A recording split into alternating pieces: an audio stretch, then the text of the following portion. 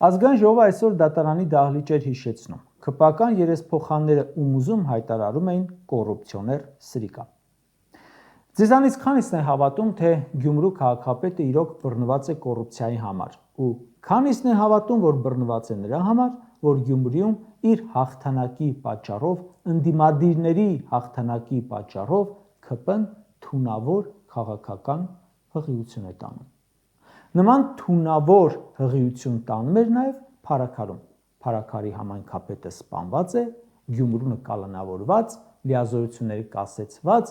երկու դեպքում էլ արդարադատությունը անհասկանալի մարդկանց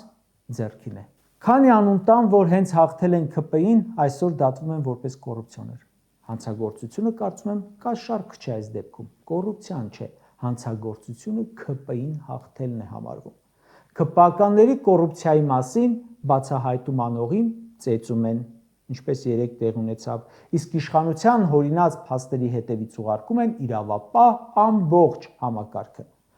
Հայաստանում գոյություն ունի սահմանադրություն, որի մասին ՔՊ-ում երևի քչերը գիտեն, կամ այնքան են ոտնատակ տվել, որ մոռացել են մայր օրենքի բարձրագույն իրավական ուժ ունենալու մասին։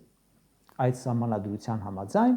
հանցագործության համար մեղադրվողը համարվում է անմեղ, քանի դեռ նրա մեղքը ապացուցված չէ օրենքով սահմանված կարգով դատարանի օրինական ուժի մեջ մտած դատավճռով։ Այսօր ՔՊԱ-կանները մեռան այս հոդվածը խախտելով։ Նման սովորություն ունեն իհարկե, Նիկոլի դեմ էլ լիքը հայցեր կան անմեղության կանխավարկածը խախտելու համար։